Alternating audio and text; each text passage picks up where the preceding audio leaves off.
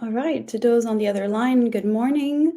Welcome. We're just going to wait a few minutes still before starting, but just make yourselves comfortable and we'll be starting shortly in a few minutes.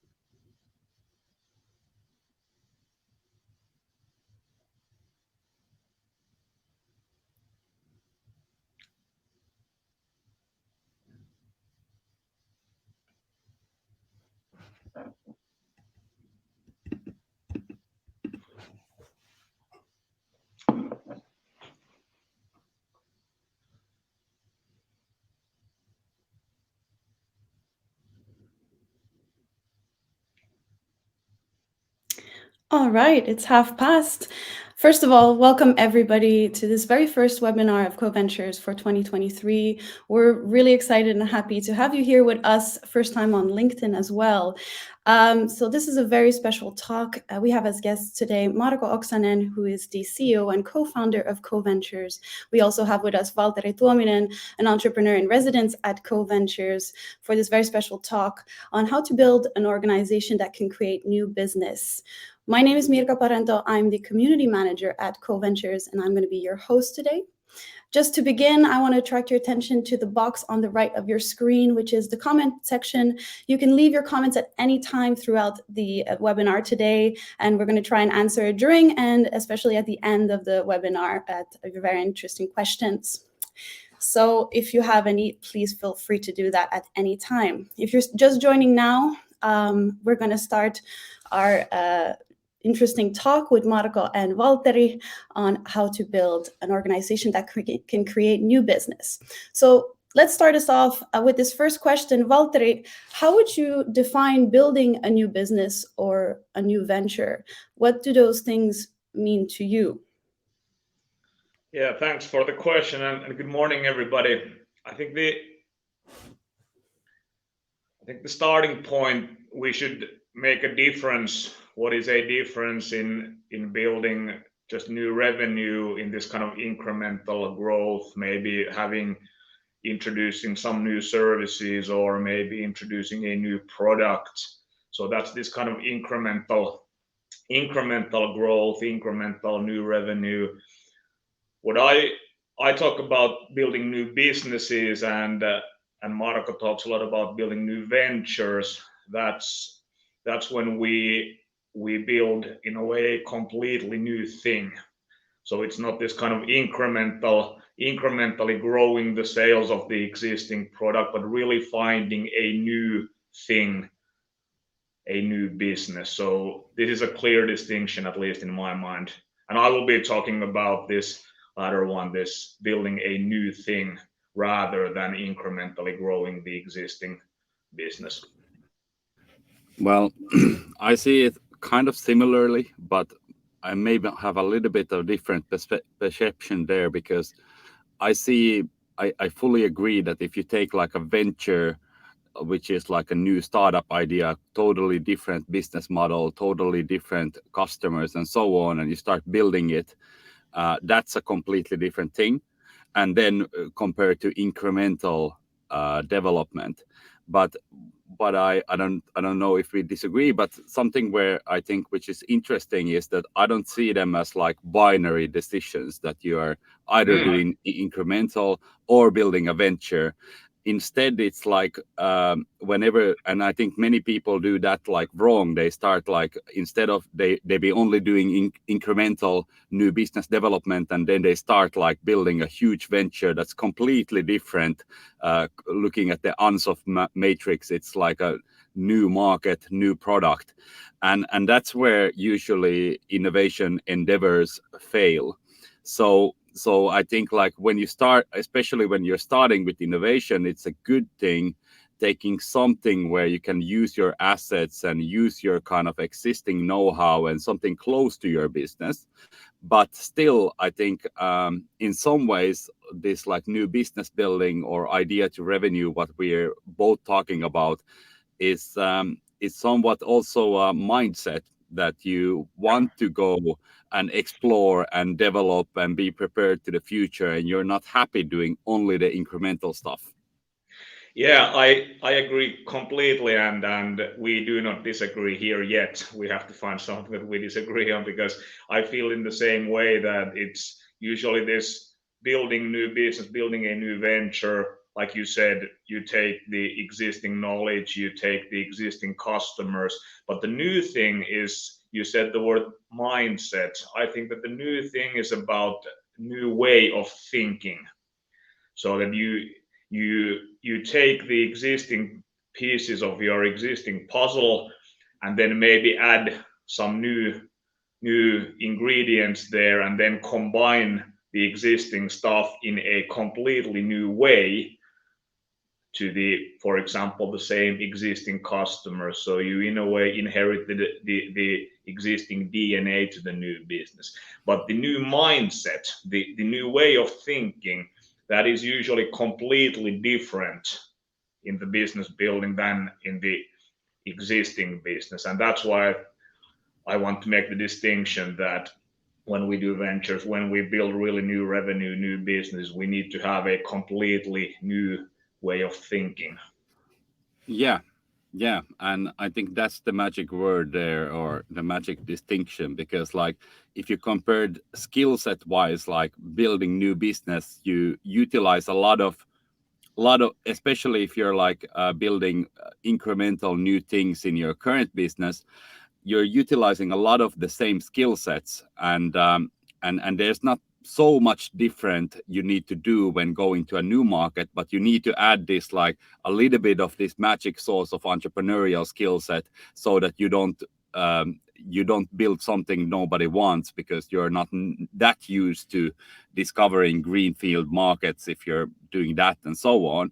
But I think like the magic word, and I fully agree with you in terms of that, what makes it so different is the internal organization and internal mindset, which is like in some way day or night, you're either thinking about innovation as kind of one way to increase shareholder value or owner's value, or you're not. And I think that's kind of binary, because if you're like not thinking about with kind of innovators mindset about the problem, then you will only look at the top line and the bottom line. And if, especially if you're practicing and building something new for the first time, there is a very high possibility that you will never be able to justify your efforts just looking at those numbers. Yeah, that's, I will I will soon return to that, because that, the innovator's mindset and actually the innovator's dilemma, that's a really big topic I think for today. We need to explore that more. But a little bit jumping back, the couple of things. First of all, that when we discussed about taking the old DNA and building it in the new way, one thing I want to highlight is that this building the new thing with the new mindset, that also drives the existing business. I've failed a lot in building this kind of new. I have luckily a couple of successes as well, so I know how it feels and looks like when it works. I've failed a lot more than being successful, and all the failures have been in a way that the new venture, the new business has been too far away from the existing. So the bridge is just, it doesn't hold. And in the successful ones, there has happened the thing that the it's it's enough, it's far enough so that it's completely different kind of mindset and thinking. So it has had the ability to go out of the box and really explore the new stuff. And when that gets momentum, it works as an example for the existing business. So the existing much bigger business can learn a lot of good new practices and good ideas from this new venture. And I think this is a very important thing, at least in my mind nowadays, that the big role of this new venture, this new business, is also to teach the existing business about new ways to improve incrementally the existing business. So they really are the same animal, but from different views. Yeah, lots of interesting points there, and I think like there's one way how the existing business can benefit from developing new business, which is like related to the kind of like changing culture and this kind of like innovators mindset. If you have it in part of your company, it will obviously reflect to other parts of your business, and you will also notice new ideas there, and you're able to use the same tools as said. Like if you're like developing very efficient tools to make sure what you're building matches the market and make sure you're avoiding risks as cost efficiently as possible, and make sure you're kind of like using all the channels to get the revenue that are there, being up to date with modern stacks. I think that will have like a huge effect in how efficiently you can run your business, and you might be able to see the direct kind of effect with kind of, for example, with things like how many consultants do you need compared to having employees in-house, being able to attract them. That might be much more cost efficient. Or you might see the effects with kind of being able, like the effort you do with new venture builder might make you a more interesting employee, so you might be able to attract people that way. And those are only few of the reasons why, in the kind of like when you look the new venture building idea to revenue kind of methods you implement from a broad perspective, it makes like really perfect sense. Yeah, and you said a couple of points about the topic, the innovator's mindset, or actually the innovator's dilemma, which I like to connect here. You said that the existing business you have, they've built a lot of processes for risk avoidance to make sure that the product quality is good, the organization is there. So you build a lot of structures. So there's a lot of this kind of infrastructure, even though it's like IP, it's not maybe physical. Might be that you have factories, but you have a lot of processes and this kind of infrastructure. You have budgets, you have metrics, you have KPIs, and then when you try to apply these processes and structures into the building of the new business, exploring the customer's problems and that kind of stuff, that doesn't work. So the professor Clayton Christensen, he was previously in MIT. Now he's viewing us from above the clouds. But he had a really interesting study, and he published the book Innovator's Dilemma, where he studied the reason why the dominant players in the market, the market leaders, they were never able to renew themselves when new technologies and new opportunities came.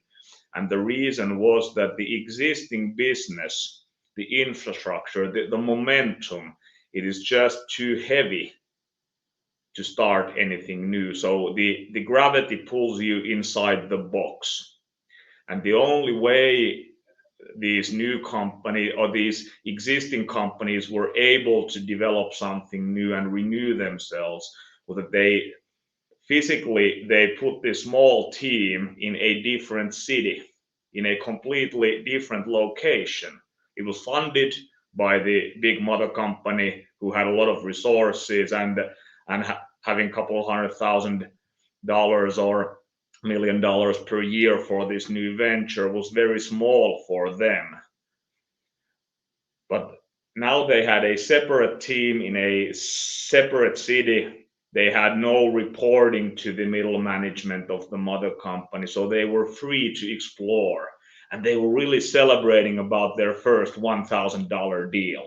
And then came the $5,000 deal, and then the $10,000 deal.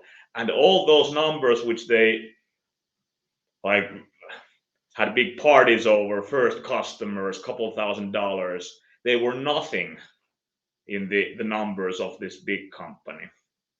And this is, in a way, the dynamic that we need to build, that the new venture, the new thing, it has enough of freedom to really explore. And now when we compare this to this kind of completely new startup kind of thing, the completely new startup, they don't have customer relations, they don't have the knowledge of the mother company, they are just starting from scratch. So combining this, that you have the mother company's DNA, the knowledge, the resources, existing customer base, but at the same time giving them the complete freedom to explore and celebrate the first customer, the first $1,000 deal. That's the magic. And that, based on Clayton Christensen's study, that was the only way the existing major players were ever able to renew themselves. Yeah, I'm well familiar with that story, and I feel like it keeps repeating and repeating in different formats. You call these internal startups that you take to another location with different names, but still the kind of like main idea is the same, like separate this thing exactly. from the core.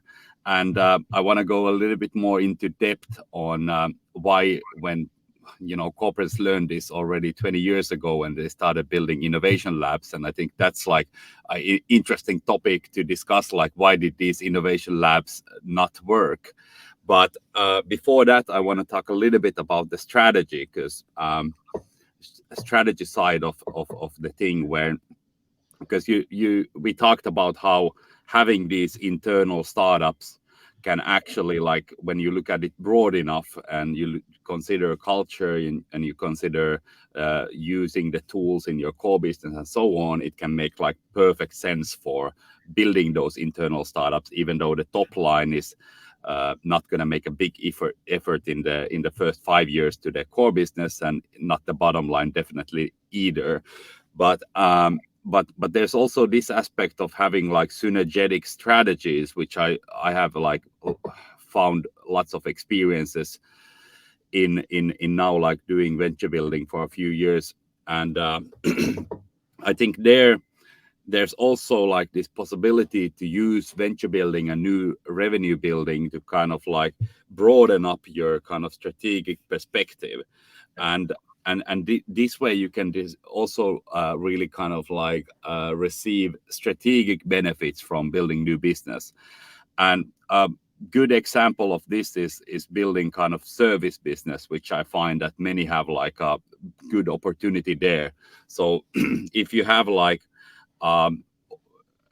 for example, like we're working with one client who has like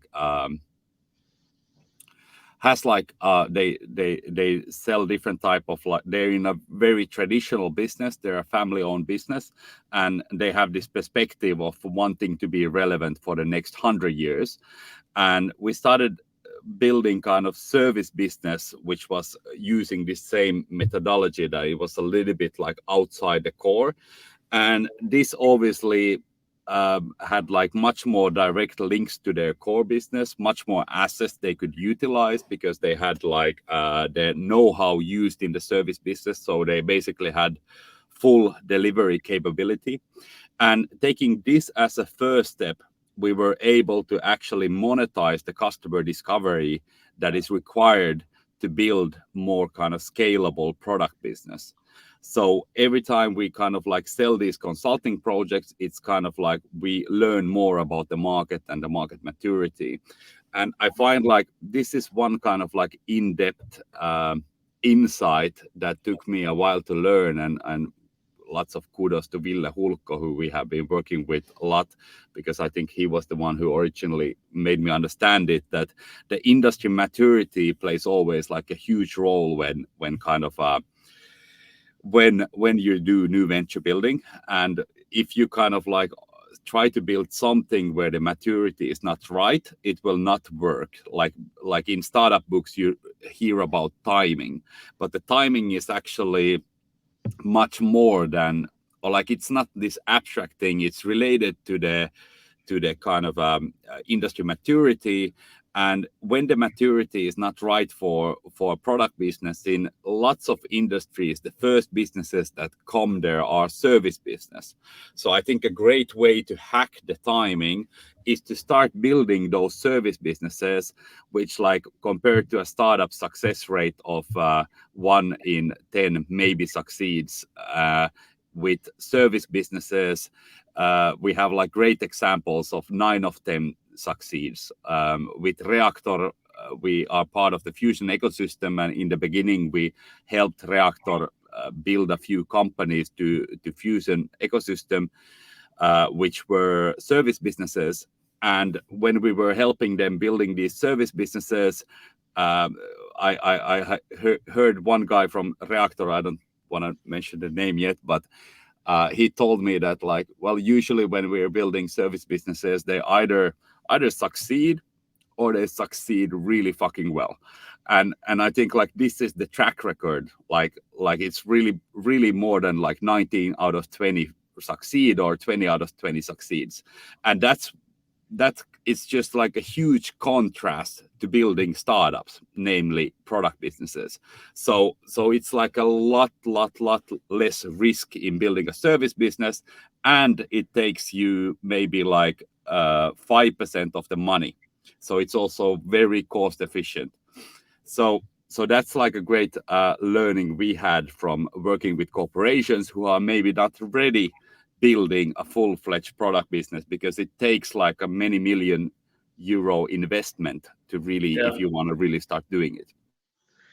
Yeah, I there's one point I would almost be able to disagree with you, and that is this industry maturity. I agree that it if you are too early introducing something, it usually fails. And this was actually the topic of my PhD work, so I studied this a lot. And I will have to hold myself not to talk about that too much. But the thing is that the reason why introducing new concept, disruptive business ideas or products or services or innovation to these mature businesses, mature industries. In my PhD work, I found that there are 3 fears. 3 fears prevent these major players, mature businesses, from buying. And usually when we introduce these new things, we introduce them as revolutions and new way of doing. And the mature businesses, they do not want to do anything revolutionary or anything new. They want to enhance their existing business. And this is the reason why these revolutionary, disruptive startups, if their products, if their software, if their services, they fail, because they in their sales message, in their messaging, they actually create and enhance these fears. And the workaround is to understand these 3 fears and then promote yourself in a way that you lower the fear rather than increase it. But I don't want to go into that in too much, because there's a couple of other points from your last point which I want to address now when I remember them. First, you said that this new business, new venture, in a way can broaden the strategic view. And I would like to a little bit also maybe not disagree, but take a different point of view on that. I think that they deepen the strategic view. So, and this is a big fundamental thing, that if you build a new venture that broadens, in my mind, strategy starts from the customer.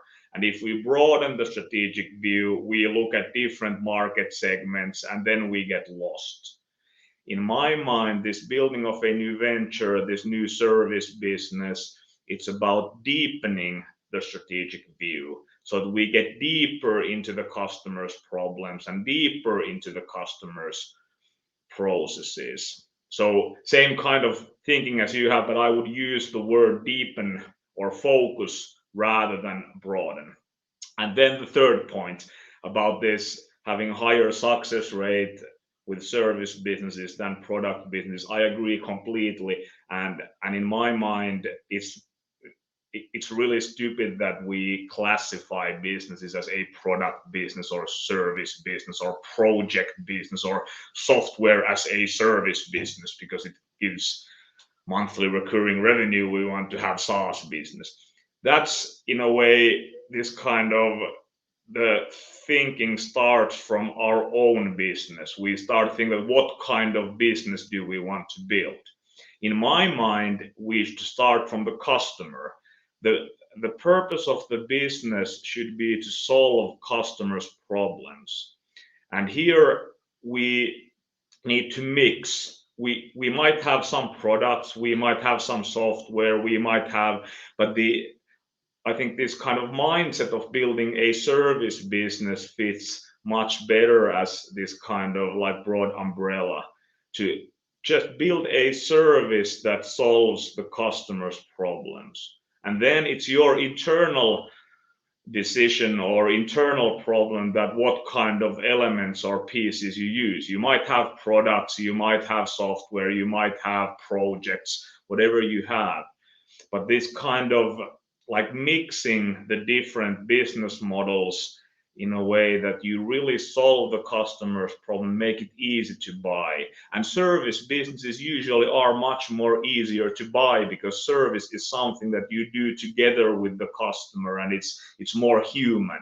So I think this kind of mindset that rather than classifying, do we want to build a SaaS business? Do we want to build a product business? Or do we want to build a service business? To get rid of that kind of classification and really focus on the customer's issue and use all these existing business models to build a perfect combination. So I agree with that. I think that's I don't actually think we disagree. No, we don't disagree. But I think that's a great example of how in this example I mentioned how we actually started. Like their original idea was to build a very different type of business, and then we started discussing and having customer interviews and really talking with them. What do they really want? What is the problem? And then we kind of discovered that actually the best solution to reach the actual underlying goals is to build a service business. And I think like when we talk about reasons of failure and the potential disagreement about industry maturity, I think like how I see it is that, well, organizations fail because of internal reasons and external reasons. And in some ways they are always like, if you have the internal capabilities to just find and pivot yourself to the market that actually works, then you don't need to worry about the external reasons at all. And then but then again, if you have the kind of external market that you have like a product that everyone wants to buy, then you don't need to worry about the internal reasons so much, and you will still succeed in a way. So I feel like there's multiple reasons for failure, and the fears you mentioned are definitely, I fully agree that it sounds like reasonable.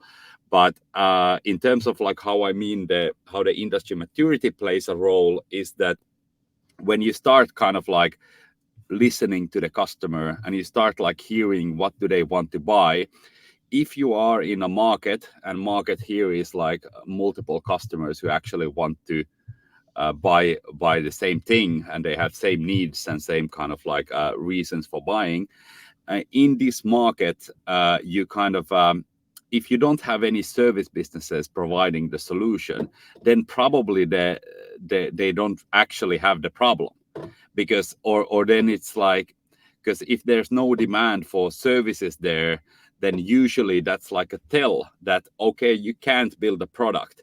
So that's why like starting with the service approach when it's often just so much more risk efficient that if it doesn't exist, then you need to ask yourself, like, why doesn't it exist? Because like there usually, if there is an opportunity, why isn't it solvable with service business? And there's potential solutions there, like, okay, maybe it's just not financially worthwhile building a service business there, because like it would need to be very, very cheap to solve the problem. But then again, like there's that means that if you want to build a product business to basically automate the whole thing and so on, then you need to invest like hugely there before you reach the necessary volumes, and that might mean that the go-to-market strategy you have is not viable. Yeah, I think this is a good point. I want to tell the real life example of a business I've been building for a little bit over 2 years now, Heat Hamster, and that's something I'm really. It's still small. It's maybe this year reaching a 1 million yearly revenue, but it's been growing for 2 years. It's been growing 12% a month on an exponential curve, 400% a year. So it's quite quickly growing. In the 2 years of time, we were able to get all the Nordic pulp and paper groups as the customers. It's about energy savings in the pulp and paper mills. And the thing about it that the problem that we are actually solving is something that nobody was aware of. Everybody knew the technical things, the physical problems, but the organizational, in a way, the silos in these large mills and corporations, that is actually the real problem that the business is solving, even though it's a technical business. And I want to tell you a short example how it was developed, because I think it ties very closely to everything that Marko you said. And as a background, a little bit disagree on probably we can't really disagree on anything, but I'm trying my best to find at least almost disagreements. And that's about this industry maturity, and if there is no demand, there probably is no opportunity. I've sold a lot, but I've never sold anything that would have a demand. So I've always sold something which does not have any demand. So my sales work has always been in building the demand, exploring, finding, and it's always been something that nobody actually knows that exists. I don't know it, the team doesn't know it, and the customer does not know it. And in my mind, that is the customer exploration thing, that you really don't know what you're solving. There's no demand. And then when you're together with your customer, you really find it. Then you have built something really unique, because nobody knew that there is anything like this. Nobody knows about the opportunity. And then when you build it, you don't have any competition. And this was how the Heat Hamster was built. And it actually, we provoked this kind of, we had the first idea of cleaning the heat exchangers on the right time, and we did a lot of sales work. We found a customer, a person at one mill who was this kind of innovator and knew everything about everything, and when we realized that this is the main guy, that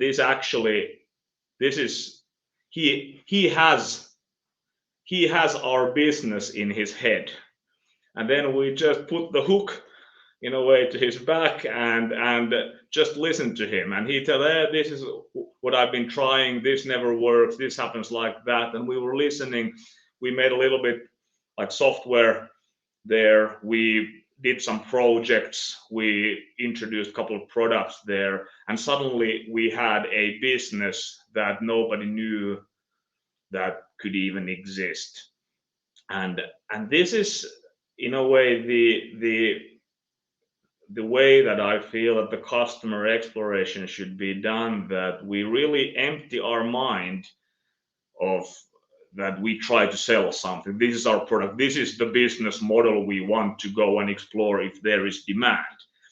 Get that all out of your head, really open-minded, and just go and explore, walk and talk with the customer. Why do you do that? What happens there? Why is that going? Why is that valve closed? Oh, I don't know. Should it be open? Yeah, it should be open. Can we open it? Yeah. What happens when? Well, now we got a lot of savings in the steam. Well, why was that closed in the first place? I don't know. Nobody just knew about it. Okay. Would it be good if somebody would know about it? Yeah, it would be really good. Okay. And that's the way how to explore.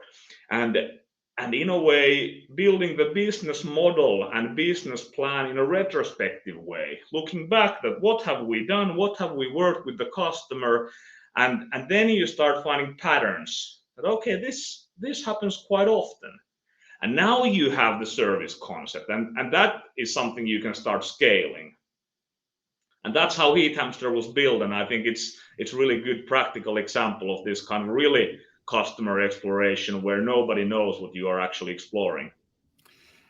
Yeah, it's a good example, and the industry maturity doesn't necessarily play always a role or a similar role, but I think like one core thing with the Heat Hamster example is that when you have a customer who has like this valve and has this like a production process that can be kind of improved, then you have this all the insight you need. You have the customer discovery, you can build a product for this customer, so you can obviously start there and you can build it. But then obviously you might have risks that maybe another customer is using a completely different system and there the valve is automatically open, so your product Yeah, doesn't have a exactly. need. And that's I think there's many approaches in building products, and you can never get fully rid of the risk. And in a way, like if the customer discovery thing is that's what you do and that's what you need to do, and I think I have very similar experiences in doing a customer discovery of talking to 6 customers or potential customers, and then one of them tells me something that's like just so golden that it changes Yeah, basically everything. And this guy has the actual business model which was completely different what I thought in his head.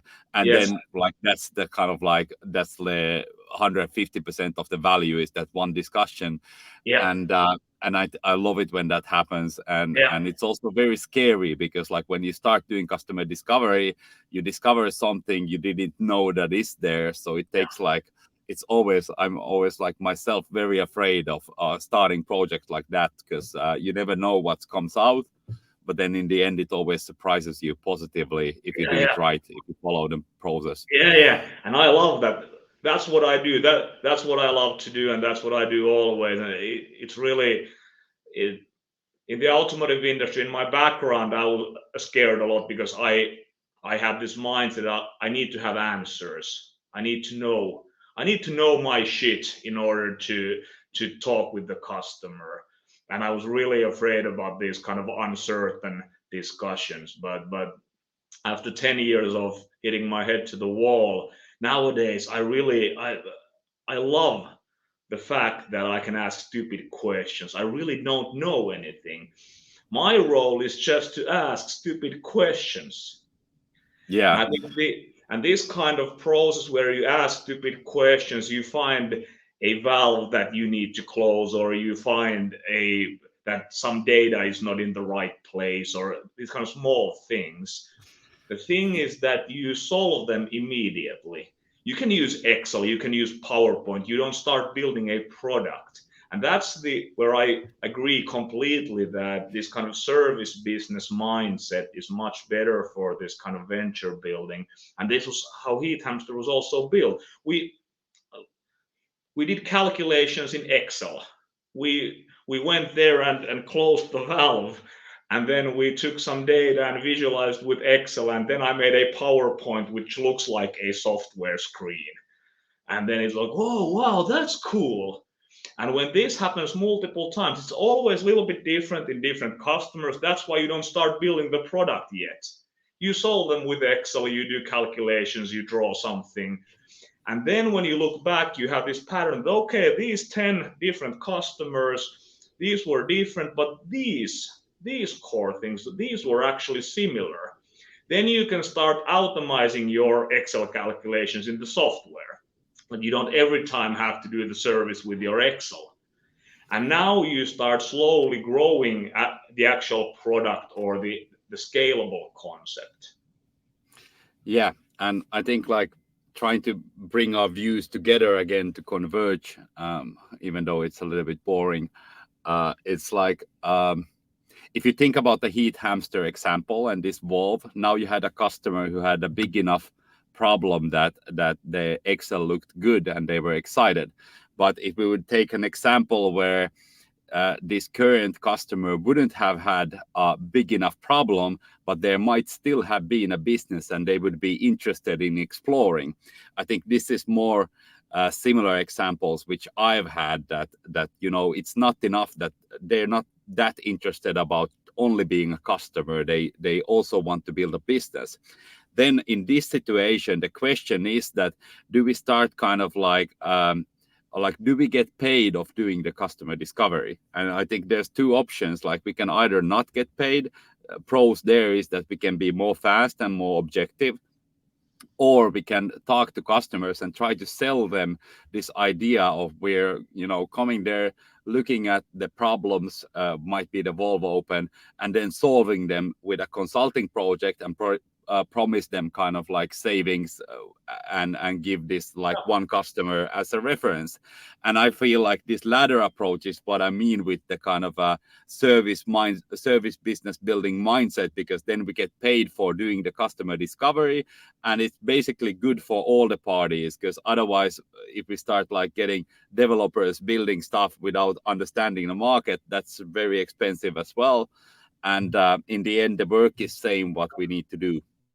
Yeah, exactly. And I think what I mentioned about mixing all the different business models, I think that's the really key. If you have your mindset already that I want to sell consulting, or I want to sell a product, or I want to sell service, that might not fit the actual thing that you explore and find. When you go with your open mind, you might, for example, heat hamster, it's really difficult to put that business into a box. That is it. It is the business model is kind of monthly recurring revenue. It is based on a cloud software, so you could say that it's a SaaS business. Majority of activities we do personally, we go to the customer site, we do stuff. Well, it's service business. We do a lot of consulting. And every time when we find this kind of really defined problem that we can solve, we will sell a project for that.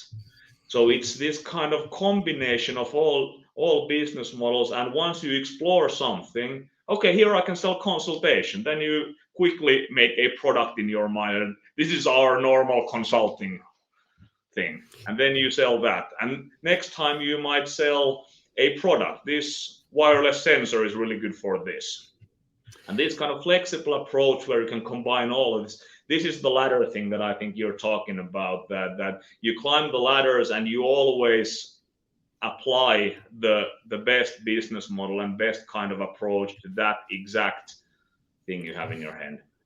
Yeah, and this is also where regular business building and venture building is kind of a little bit different. And I think that's like something that's very crucial for anyone wanting to build businesses as kind of like an established business to know, is that like, because there's things you need to consider that will like basically play a role in what kind of financing options you have open. And if you kind of like, if you're prepared to finance it kind of like completely yourself, then you have this flexibility Valtteri is talking about, that you can do all these projects and so on. And that might be like really kind of also a necessity provided that you don't have the money to kind of invest there for many years, you don't have like 3 million to put there, then you need to build the business to be cash flow positive, and that means that you need to do consulting and all kinds of things to kind of like keep the business running and growing with its own cash flow. And but then if you're in the situation where you actually are thinking about building kind of what we call the venture, so like something that is probably more scalable, and something where you usually also want to kind of like actually invest and try to kind of like build like a rocket that goes to the moon or above or beyond. And in this case, you need to consider like what does external investors think and what kind of stuff do they invest in. And cap table obviously plays like a huge role, like who's the owner of the new business, but so does also your kind of like how simple is the business model. So there, if you would do the same thing and have like consulting and projects and SaaS business mixed up, that would be a red flag to 95% of the investors. And that's just one example. There's similar kinds of red flags how you can really mess it up when if you're aiming on building a venture. And I think this is maybe one reason why those innovation labs we talked about, or I just mentioned earlier, why they really failed, because like they just they took this one idea of doing businesses in an external environment, but they forgot the 20 other things you need to consider. And it would be interesting also to hear and talk about those other things as well. But meanwhile, I just want to say one note to the audience, that please ask questions. Like if you have anything you would like to hear more about, we're happy to kind of like flow the topic to that direction. But yeah, Valtteri, what do you think about this? Why did innovation labs fail? Yeah, I agree on that. And actually, I want to take my comment to one. Well, it relates to this, but you said, I think, quite important thing about the cash flow, and that if you regard these new businesses, new ventures as a completely separate startup which is funded by external investors, you need to get results, and you need to get them quite fast, and that usually disturbs the customer exploration. You really have to find quick solutions to really show the growth. And this is the real benefit of this kind of internal startup or venture building with corporations, is that you have the running business. You are not in a hurry to make these quick revenues or quick cash positive things. And this relates to the time frame, and this is from Clayton Christensen's book. I like the S curve, where businesses grow and then they die. And then to prevent the company from dying is that when you are on the top level of your curve, when you have cash positive, very good, you are market dominant player, that is the time that you need to start building this new stuff, because it takes time for the new businesses to start growing and renewing themselves. So you have this curve, dying curve, and then you have the new growing curve.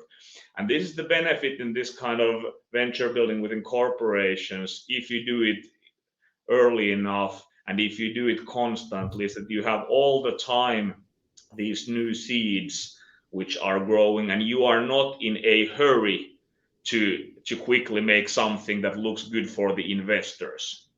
I think that's a really, really important. And I think that the innovation lab, the thing is that you either you need to have really cool ideas or something. Just as you said, you forget about the building the real business. I think that relates to that. But you said about the comments, and there's actually quite good comments. I want to, because we will soon run out of time. I know, Marko, we could be talking about 2 weeks in a row, but there's a couple of really good comments. First of all, there was the question that, Valtteri, could you share a link to your PhD thesis? I will do that. in the end. But there was love the problem, not the solution. And this is actually, this is Albert Einstein said that if I had an hour to solve a problem, I'd spend 55 minutes thinking about the problem and 5 minutes about the solution. And now when we have our minds that we need to build a business, we need to build a product, we need to build something, we really don't spend 55 minutes thinking about the problem. And I think this is the thing, that you really need to love the uncertainty and the anxiety that you can't solve this yet. You just have questions and problems. And that is in a way that is the growing ground where you eventually are able to build that new stuff that nobody knew that was existing. So I love it. Love the problem, not the solution. Yeah, I fully agree, and I also love the Einstein quote. It's one of my favorites. One thing about these innovation labs and corporate innovation in general is that something I've recently discovered, or where my mind is going. I'm not sure if it's the right way yet, but I feel fairly strongly that like building this service business, that is just one approach of building your kind of like innovation machine. So in a way, like instead of building kind of like your venture number one, corporations should really think about like, how do I build this innovation machine? How do I build innovation to my DNA? And in a way, kind of something we're going with a few of our clients is the direction is that they're actually like building this this venture building capability. And building this service business is basically one example of that, because that's a capability where the service business gets money from exploring the market. So if you have this capability, what does it mean for building your kind of like next startup, or actually getting kind of like a seed where you get funding? Then you can say that, hey, we already have like 10 customers. We talked with them and they said this is a good thing. They're ready to pay. We understand this market. We've been here. We've done these things. And you're like, when you have this like service business, that might actually be your corporate venture builder or the start of it. And I think that's something where I feel like fairly few established businesses think about their venture building that way, that instead of they're just thinking about the one seed that they want to make this like a unicorn and so on. And having this innovation in your DNA relates to the kind of like S-curve you talked about, because we had a discussion about this earlier, about like how much does the kind of like DNA you have in your company limit your ambition. And I feel like the S-curve is one example, when you kind of like, you had one idea, you had the initial startup mindset and DNA, and that led you to build a successful business. But what then? How do you make sure that when world changes and you have more opportunities to build like 5 new products, how do you make sure that the company has this DNA still intact?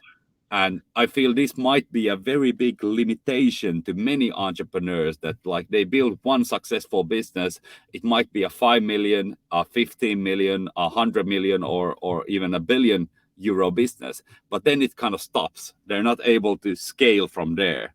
Yeah, this we talked earlier, Marko, and I think the question is that, I think you said it well, that some wise man had said that the vision of the founder in a way sets the limit how much or how far the company can grow. And the question is that how to build the team, the organization that is able to exceed the vision of the founder. And I think this kind of taking this team separate from the existing business is one good tool. We don't have the time to go into that. That might be the topic of our next discussion. But I want to return to the innovation lab and why it fails. There's Jussi and Kat have asked good questions there. That the Do we have experience or thoughts about centralized innovation lab or centralized or distributed? And I think the big problem is that we talk about innovation labs because innovation is a tool. It is innovation. Everything that can be copied, you will copy. And innovation happens when you face a problem that has never been solved before, and you just need to solve it. And now, when we focus on an innovation lab, your mission is to innovate. And I think that, in a way, that disturbs the focus. The focus should be in solving customers' problems, exploring the customer. And the innovation lab in an identity, the whole concept is to be, like you said, a machine that makes innovation. Well, that's good, but why? Why do you make the innovations? What are you trying to solve with the innovations? We should have customer discovery labs, customer problem solving labs. That would be the right, in a way, headline for this. And this is where I think why a lot of these innovation labs fail, or they create a lot of great in artificial intelligence. Look, we can do this, and this is great innovation. Then you ask, well, why? Well, what's the purpose of that? And then it gets disturbed. So really focusing on the real customer problems instead of the innovation is just what happens when you solve a problem that has never been solved before. It is not the core thing. Yeah, I'm gonna also try to answer Jussi's question, but first thinking about it a little bit broadly and referring back to what you, Valtteri, said is like that. I think like customer discovery labs are definitely better than innovation labs, especially if you consider the old innovation labs. But those also usually have the same problem that they only focus on iterative things, like iterative Yeah. business unit problems. And I think the thing is what we originally talked about, like how do you make sure that when you have these internal startups in another building and so on, how do you enable that? And if you have a founder, like think about Steve Jobs, who was like personally vested in innovation and building new things, and he had a huge vision. He was able to think about iPods and something completely different from the original stuff. But if you don't have Steve Jobs anymore, how do you make sure that that is intact? And they're like Steve Jobs and a founder CEO who is kind of like vested in this is an example of how to build like organizational ambidexterity, like how to make sure that you enable in the top level goals that building new things and being kind of listening to the market and so on is important, even though it's not going to bring immediate bottom line results. And to the question then about like, do we have like is centralized or distributed model better? I think like if I understood the question correctly, it's about like, do we want to kind of keep the lab closer to the business units, or compared to kind of keeping the lab somehow like as a centralized function? And I think the world is moving to a more kind of like a distributed model, because in the end, especially, I mean, but the same main tenet is that you need to have the owners need to be buying into the idea of doing innovation. The CEO needs to be buying into the innovation idea, and you need to have like measurements. But then, especially if you're a bigger company, there's going to be a lots of the kind of actual core business building.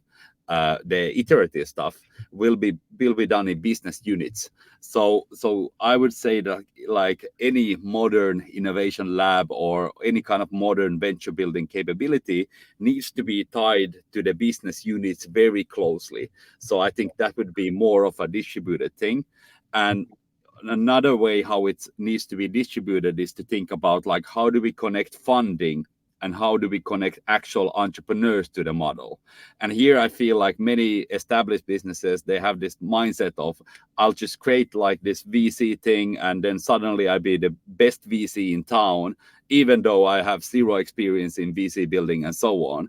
So the model, how do you do this VC building, is like really crucial. You need to also find an unfair advantage there, like how do you become the best kind of VC funder, or how do you become the best innovation lab?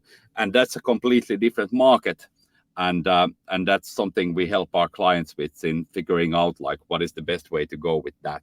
Yeah, I think we have 1 minute time in the schedule. So I want to come back to the question that Mirka, you just put away, or the Jussi's question about the centralized distributed model. I think neither one is the right one. So these both are incremental. The idea of the innovation lab is to support the existing business, close to the existing business, or a central. It is all about the existing business. We should put the innovation lab into the customer's facility. That's the third model that we don't have. So that would be the right answer. And then there's Mikko asked, could you give an example about team exceeding founder's vision? Well, my favorite example today is Heat Hamster. So that is something that the team has really it has exceeded all the visions of every individual. So the vision has grown from the team and from the customer. So that's a good practical example. Yeah. All right. Yeah.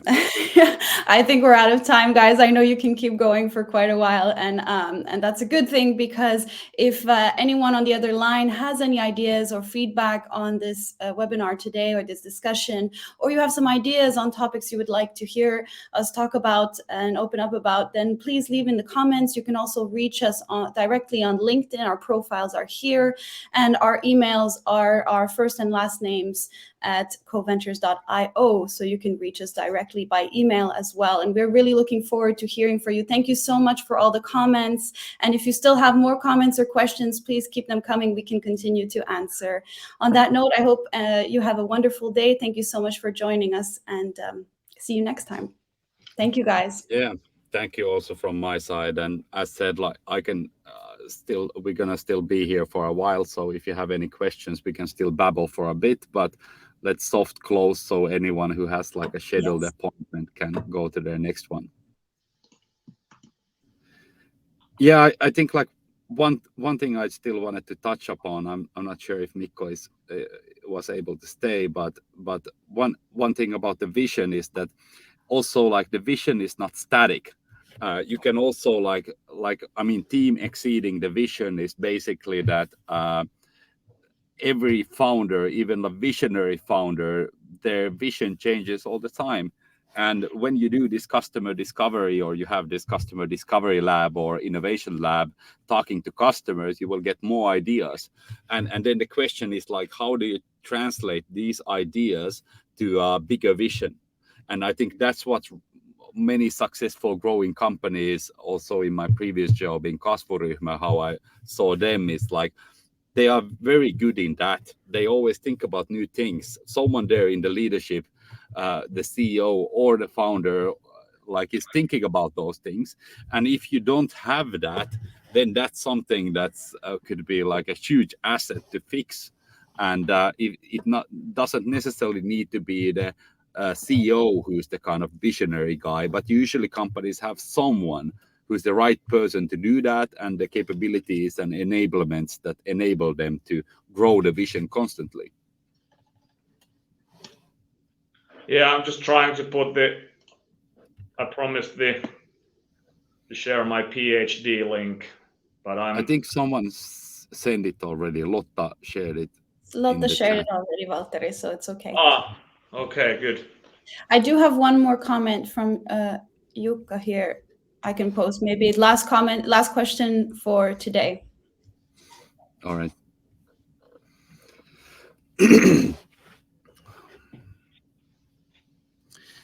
Yeah, I think like that's like a good that's like a good example of like how this innovation lab should probably be shouldn't necessarily be used, because people package so much different things to these labs. It can actually be an extension of marketing, or it can be an extension of like some kind of product R&D department, and these are the actual reasons why, if it, like back in the days, it used to be fairly often regarding marketing, and they called it innovation theater, and then this example Jukka mentioned is that it's often also like an extension of R&D, so it's really actually quite focused on the incremental innovation. Yeah, and I think innovation has nothing to do with technology. It's for example in Heat Hamster, all the innovation, the pieces in the innovation stack, 95% of them are not related to any technology. They're like this model how we discuss with the customers. With every customer, we have a weekly 15-minute Teams meeting. It's about the business model. It's about what reads on the invoice that we send. The first line is how much savings they have made. Those are the real innovations. So tying innovation together, that is the same as like technology. Technology innovation is a technology innovation, but it's just a small piece. So innovation, in my mind, has nothing to do with technology, and this is the reason why they fail. Technology is just a tool. Yeah. All right, guys, I think we're going to end it on this note. Thank you so much again. I'm just mentioning, if there's anyone there still to leave any comments, we can still get back to you, and you can reach us directly on LinkedIn. On that note, have a great day, everybody. Bye. Bye-bye.